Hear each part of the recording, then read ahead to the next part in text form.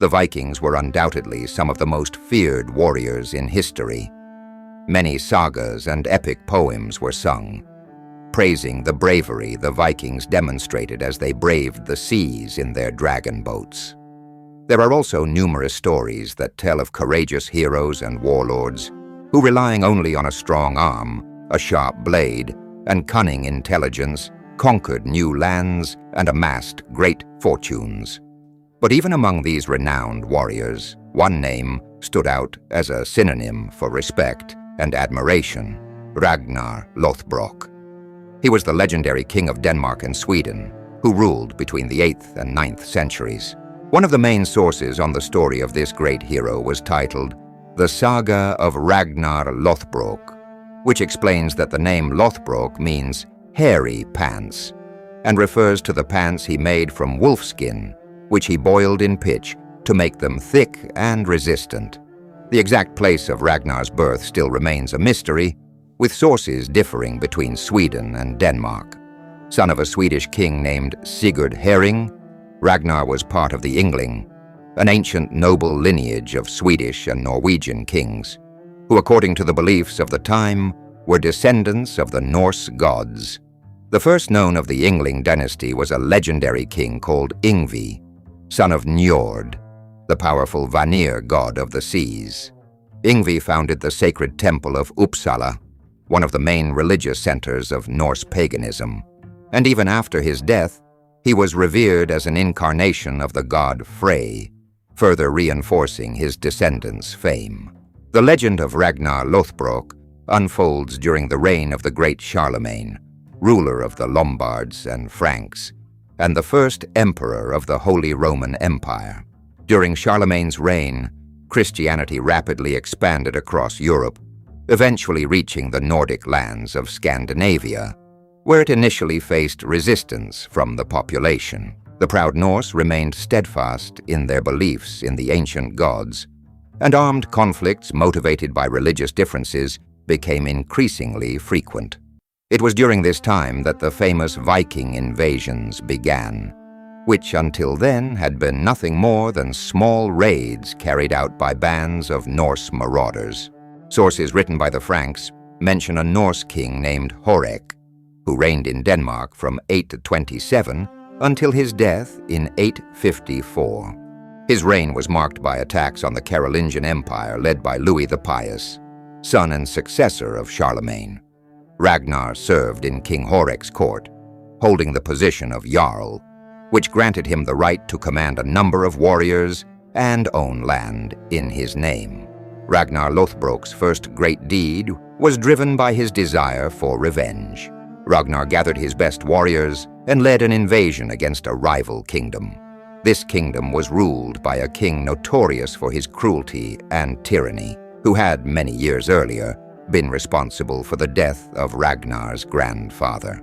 It was during this campaign that Ragnar met the shield maiden Lagertha, who, along with other women, had been imprisoned in the fortress of that wicked king.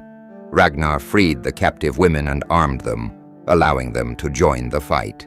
He was deeply impressed by Lagertha's bravery, as she fought with the same strength and resolve as the male warriors. After a grueling battle, Ragnar and Lagertha emerged victorious, and he found himself deeply in love with the courageous shield maiden. Lagertha, however, refused Ragnar's advances, and even went so far as to place a bear and a huge dog to guard the door of her house, and keep the insistent man away. But even that was not enough to stop Ragnar, who, using a spear, killed the two guardian animals, thus earning Lagertha's respect. He then returned to his lands, accompanied by his new love. There they married and started a family. Ragnar and Lagertha had a son named Fridleif, better known as Fridleif Ragnarsson, and two daughters. However, the couple's relationship was troubled, and constant arguments eventually led to their separation. Ragnar then sought a new marriage that would elevate his social status, choosing a young Swedish princess named Thora as his new wife. But the princess's hand was not easily won, as her father was overly protective and always kept a monstrous poisonous serpent guarding the entrance to Thora's chambers. It was then that the cunning Ragnar devised the idea of making his famous pants from wolfskin, which, thanks to being boiled with fish, became strong enough to resist the serpent's attacks. Ragnar defeated the serpent and won the right to marry Thora, with whom he had 2 sons, known in some ancient writings as Eirik and Ragnar. At this time, Ragnar Lodbrok began leading several Viking invasions, spreading his name and amassing impressive victories.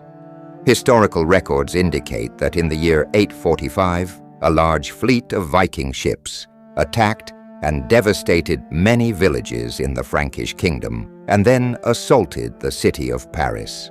This event became known as the Siege of Paris, which, according to chronicles written by the Franks, was led by a man named Ragnar, a name that several historians believe refers to the legendary Ragnar.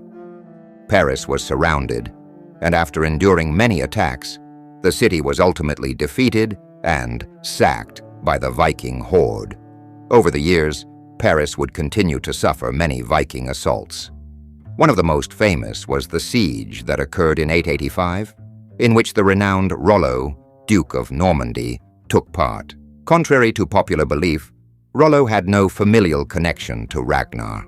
By the time of the first siege of Paris, Ragnar was already a celebrity, known and respected among the Norse people, but cursed and feared among his enemies.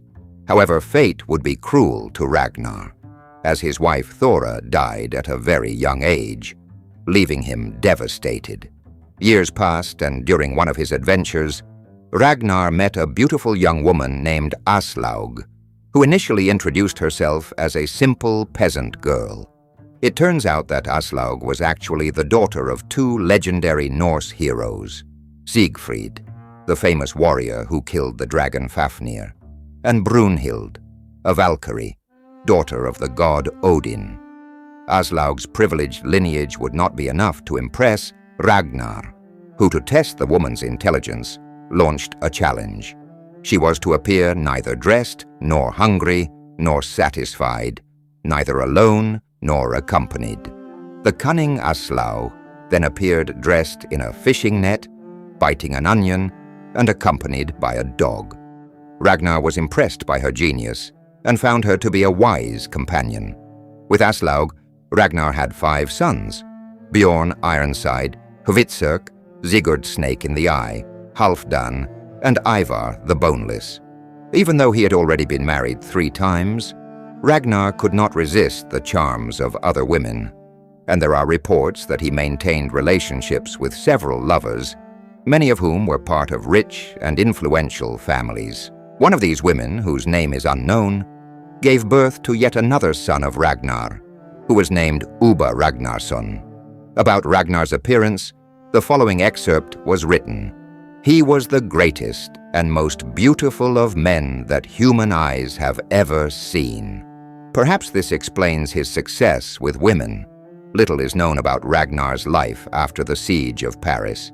It is speculated that he spent many years living like a true Viking, sailing off the coasts of Ireland, Northumbria, and France, where he led further raids against villages and towns. During Ragnar's absence, his sons grew up to become respected warriors, and it was said that some of them even surpassed their father's feats.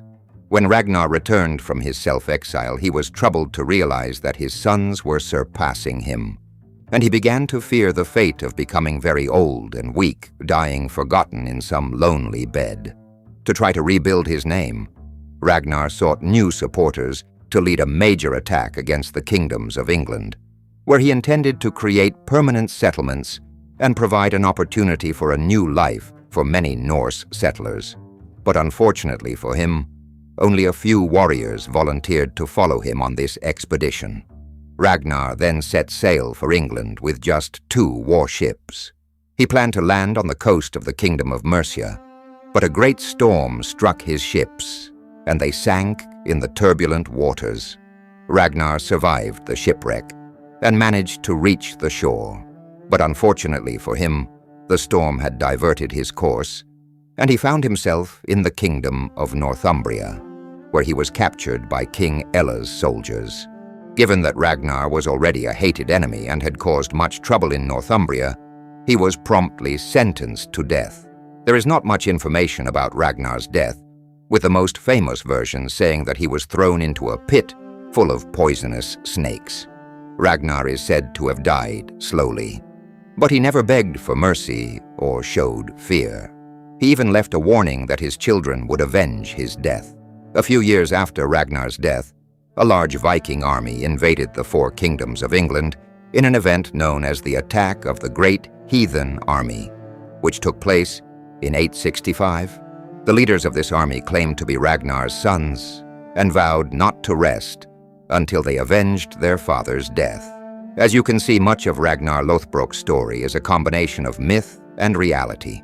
While many researchers say he is nothing more than a legendary figure, others believe he was a real person whose stories and deeds were exaggerated as they gained popularity. But there is also the possibility that Ragnar was not a single person, but rather a compilation of personalities, where the deeds of several Viking leaders were merged into a single literary character. As for Ragnar's sons, many of them were demonstrably historical figures, such as Björn Ironside, who sailed the Mediterranean Sea and sacked cities in southern Italy and Spain.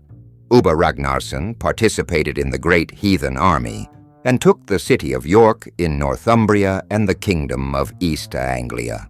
Ivar the Boneless was one of the most feared Viking leaders of his time, known for showing no mercy towards his enemies, and for some time he reigned in the territory of Ireland. Whether the stories about Ragnar Lodbrok are true or legendary, his influence on Viking culture is undeniable, and to this day, his legend continues to captivate and inspire admiration.